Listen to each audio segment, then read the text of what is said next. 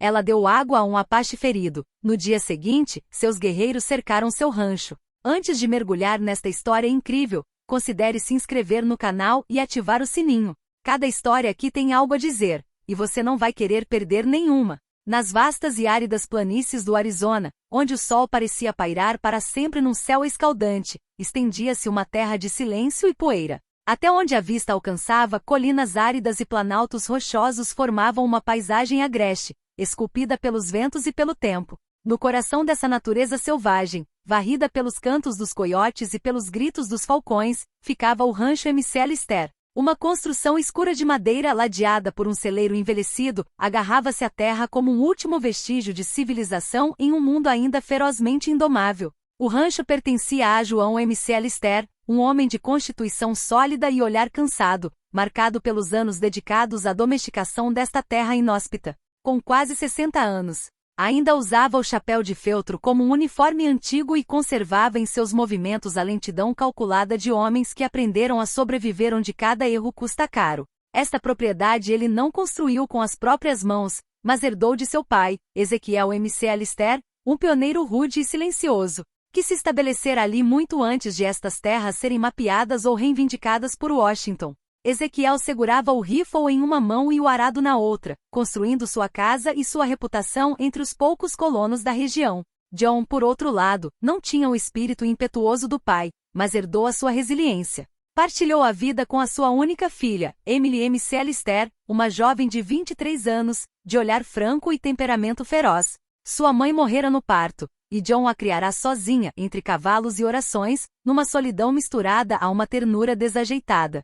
Emily não era como nenhuma outra garota do condado de Gila. Não se penteava para os bailes de domingo, não sonhava com casamento ou seda, mas sim com cavalgadas ao amanhecer, com árvores centenárias e trilhas esquecidas. Conhecia a língua dos animais, os nomes das plantas e o canto do vento. Usava botas poídas, um velho lenço vermelho amarrado no pescoço, e suas mãos, calejadas pelo trabalho, estavam mais frequentemente cobertas de terra do que de massinha. Todas as manhãs, antes que o calor atingisse o vale, ela verificava as cercas. Alimentava os cavalos e se certificava de que os coiotes não haviam se aproximado dos animais. Seu cavalo, empoeirado, um Mustang castanho que ela mesma havia domesticado, a seguia por toda parte como uma sombra fiel. Mas além dessa vida simples e dura, Emily escondia uma curiosidade profunda, quase dolorosa, por aqueles que eram chamados ali com medo, os apaches. Desde a infância diziam-lhe que eram selvagens, ladrões de gado, assassinos à espreita nas rochas. No entanto, quanto mais velha ficava, mais duvidava dessas histórias de medo. Que povo conseguiria sobreviver tanto tempo em uma terra tão árida sem sabedoria, força ou história? A velha mãe Abigail, uma viúva que morava perto, certa vez lhe dissera que os apaches já haviam governado aquelas terras, que conheciam as plantas que curam e as estrelas que guiam. Emily ouvia essas histórias como uma canção proibida, sem nunca poder contá-las aos que a cercavam. Numa noite de outono, enquanto as árvores começavam a ficar vermelhas e douradas com os primeiros ventos frios, Emily caminhava sozinha para casa depois de inspecionar uma cerca danificada por uma tempestade. O sol se punha lentamente atrás dos planaltos, pintando o céu com cores de sangue e brasas. O vento soprava forte, carregado de poeira, assobiando suavemente entre os galhos secos, como o sussurro de um segredo antigo. Foi ali, na curva de um caminho, na borda de um pequeno grupo de zimbros, que ela viu uma figura inerte, encolhida atrás de uma rocha rachada. Ela desmontou e escutou. Nenhum som, exceto o sussurro do vento e o guincho de um grilo perdido. Lentamente, ela se aproximou com a mão apoiada na coronha do seu velho revólver por reflexo. O homem era jovem, talvez apenas um pouco mais velho que ela. Sua camisa de couro estava rasgada, o flanco manchado de sangue seco. Seu rosto magro estava marcado por febre e exaustão. Mas o que impressionou Emily foram seus olhos. Duas pupilas escuras e profundas que a encaravam sem medo, mas sem hostilidade. Ele falou num sussurro. Meu nome é Takoda Apache. Sua voz era rouca, seu inglês hesitante. Mas suas palavras carregavam uma dignidade que não deixava Emily indiferente. Ela sentiu o coração bater mais rápido. Ela poderia ter ido embora. Ela poderia tê-lo deixado ali, como talvez tivesse sido aconselhada. Mas algo dentro dela, algo antigo, algo certo lhe dizia para ficar. Sem dizer uma palavra, ela tirou a garrafa d'água da cela e a entregou a ele. Ele a pegou lentamente, bebeu agradecido e a devolveu com um simples aceno de cabeça. Você está ferido, ela disse suavemente. Takoda não respondeu. Estava exausto. Então, Emily tomou uma decisão. Cobriu o jovem com uma velha manta de cavalo que guardava em seus alforjes, e à luz das estrelas nascentes, acendeu uma pequena e discreta fogueira, escondida atrás das pedras. Durante toda a noite, ela o observou limpando seus ferimentos com água morna, estendendo panos embebidos em vinagre e, ocasionalmente, sussurrando algumas palavras para quebrar o silêncio. Ela não sabia quem ele realmente era, nem o que o magoara, mas via nele muito mais do que um apache. Ela via um homem, um ser humano. E naquela noite, na frágil calma do vale, Emily McAllister, filha de um pioneiro, fez uma escolha simples mas imensa, a da humanidade. Na manhã seguinte, Emily acordou com o canto dos pássaros, com o coração ainda pesado pela noite que passará vigiando Takoda. Mas quando foi inspecionar o local onde ele havia caído, nada restava, nenhum vestígio de sua passagem, nenhum sussurro de sua respiração. Apenas um cantil de água colocado perto de uma rocha era um lembrete de que um homem estivera ali. Nos olhos de Emily permanecia uma promessa silenciosa, uma frágil estrela de esperança que ela não podia ignorar. No entanto, à medida que a luz se tornava mais forte no vale, outra luz, mais escura, se acendia na cidade.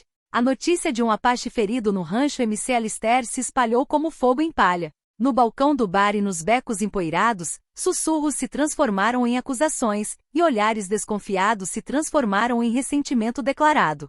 Para muitos colonos, um apache não era um homem a ser salvo, mas uma ameaça a ser eliminada. John McAllister sentia a tensão pesar sobre seus ombros como uma espada pendurada. Ele amava a filha, sabia que seu coração era bondoso, mas também sabia que naquelas terras, o medo podia rapidamente se transformar em violência. O frágil vínculo que Emily havia forjado ameaçava virar suas vidas de cabeça para baixo. Naquele mesmo dia, quando o sol atingiu o zênite, um trovão bateu à porta. Era o xerife local, Bill Carter, um homem severo, marcado por anos dedicados à manutenção de uma ordem muitas vezes brutal. Sua figura imponente parou nos degraus, com botas empoeiradas rangendo contra a madeira da varanda. McAllister, começou ele, com a voz grave e ríspida, você sabe tão bem quanto eu que esse tipo de aliança pode causar problemas.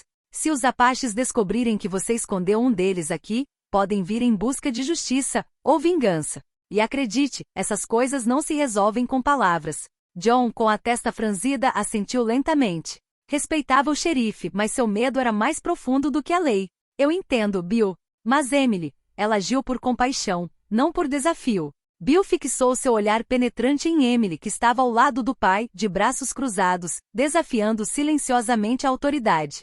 A esperança, McAllister, é uma coisa frágil, mas o medo é uma arma que corta fundo. 3 dias depois, quando o amanhecer tingiu o horizonte de tons alaranjados, a calma imutável do rancho foi quebrada por gritos estridentes e o poderoso bater de cascos. Sombras surgiram no horizonte, silhuetas escuras contra a luz do amanhecer, armadas e determinadas. Uma tropa de apaches surgiu, cercando a fazenda com precisão militar. À frente, um homem alto e robusto avançava, com o rosto marcado pela dor e pela raiva. Era Satanás, irmão de Takoda.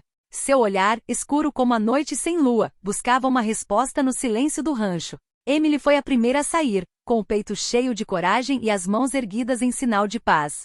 Sua voz se elevou, clara e firme, apesar do medo que lhe revirou o estômago. Eu só lhe dei água. Não foi minha intenção fazer-lhe mal. Shaiton olhou para ela por um longo tempo, sua expressão mal suavizando, mas suas palavras carregavam o peso de uma dor antiga. Seu pai não consegue entender, ainda não. Mas você, Emily, demonstrou uma coragem que não esperávamos. Takoda está ferido, e o inimigo ainda o persegue. Não viemos para atacar, mas para exigir uma aliança. O silêncio caiu, pesado, suspenso entre dois mundos. John McAllister então deu um passo à frente, com o rosto duro, mas franco. Depois de um longo olhar para a filha, assentiu lentamente, ciente de que o tempo das divisões talvez tivesse acabado. Se esta é a única maneira de proteger nossas terras, então vamos conversar. Uma trégua frágil foi selada naquele dia sob o vasto céu do Arizona. Um pacto de respeito mútuo e ajuda mútua diante dos perigos crescentes. Saqueadores, colonos sem lei e mercenários ávidos por ouro e poder, que ameaçavam a precária paz daquelas terras. Emily tornou-se então uma ponte entre dois mundos.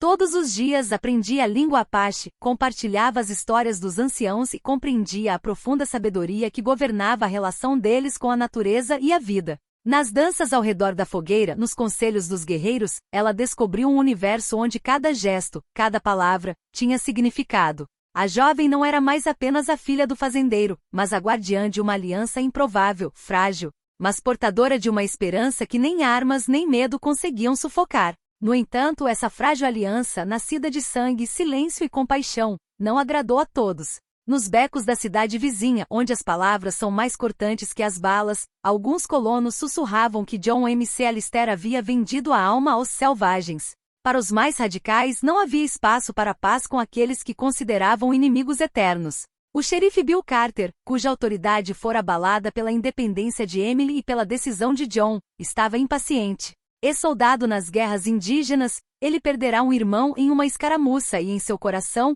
o ódio pelos Apaches se solidificara como uma lâmina enferrujada. Ele via essa aliança não como uma abertura, mas como uma traição. Certa noite, à luz bruxuleante da lareira de um armazém abandonado, Carter reuniu um punhado de homens ao seu redor, durões armados, consumidos pelo medo e pelo ressentimento. Ele falou com eles como um pregador sobre o fim dos tempos. Se deixarmos que façam isso, logo serão dezenas, depois centenas. E nossas esposas? Nossos filhos? Você quer que eles cresçam sob o domínio de flechas e espíritos pagãos? McAllister se esqueceu de quem ele é. Eu não. Este país foi construído com o suor de homens brancos. Não será entregue àqueles que vivem como animais. Rostos endureceram. Rifles foram carregados. O plano tomou forma, um ataque surpresa pouco antes do amanhecer, quando os corpos ainda dormem e os sonhos não têm a mínima ideia do sangue que está por vir. Mas o ar carregava seus sussurros. Graças a um jovem mestiço que vivia entre o rancho e os acampamentos apaches, o rumor do ataque chegou a Emily. Ela imediatamente sentiu o chão tremer sob seus pés. Tudo o que ela havia construído, cada olhar trocado com Shaiton, cada palavra de confiança oferecida a Takoda, corria o risco de ruir sob a brutalidade de homens incapazes de mudar. Eles estão vindo, disse ela baixinho ao pai. Não temos tempo. Takoda, agora ereto e recuperado, levantou-se como um falcão pronto para alçar voo. Então não fugiremos. Ficaremos juntos. Como um só povo. John, uma vez dividido, sentiu uma nova força fluir em suas veias. Ele não era mais apenas um pai ou um proprietário de terras. Estava se tornando parte de uma mudança maior do que ele. Juntos organizaram uma defesa não para matar, mas para proteger. Barricadas foram erguidas. Sinais foram enviados aos Apaches. O antigo rancho, construído de madeira e suor, tornou-se uma fortaleza de unidade. Quando os cavaleiros de Carter chegaram, o sol ainda não havia rompido o horizonte. Os primeiros tiros soaram no silêncio da aurora. Mas o que encontraram não foi um inimigo desorganizado, mas uma coalizão inesperada. Colonos leais a McAllister, jovens apaches e no centro de tudo, Emília. De pé armado com um olhar determinado. A luta foi breve, mas intensa. Gritos ecoaram, chamas lamberam o celeiro. John foi ferido no ombro. Takoda enfrentou um dos homens de Carter em um duelo corpo a corpo, sem ódio, mas com uma determinação feroz. Mas não foi a violência nem as balas que decidiram o resultado. Que porra é essa? As palavras. Emily, em meio ao tiroteio, subiu no telhado da casa principal. Sua voz, carregada pelo vento e por uma vontade indomável, irrompeu acima do estrondo. Parem! Não somos seus inimigos. Olhem ao redor. São pais, mães, filhos. O que vocês estão destruindo aqui não é um acampamento Apache ou um rancho. É uma oportunidade rara e preciosa de fazer algo diferente, de repetir os erros do passado. O silêncio se instalou gradualmente. Armas abaixadas. Até o olhar de Bill Carter, consumido pelo ódio, vacilou por um instante. O confronto deixou cicatrizes visíveis e invisíveis, mas não destruiu o que Emily havia construído. Pelo contrário, fortaleceu. Com o tempo, o rancho McAllister tornou-se um lugar à parte, onde apaches e colonos se cruzavam, comercializavam e compartilhavam conhecimento e terras. Alguns continuaram a ranger os dentes, mas outros, mais numerosos, começaram a enxergar um caminho possível. Emília, agora respeitada por ambos os povos, permaneceu no centro desta frágil convivência. Foi apelidada de a Mulher com Dois Corações. Ela falava a língua dos colonos, mas conhecia as antigas canções dos Apaches. Compreendia as leis escritas e aquelas ditadas pelo vento e pelos espíritos.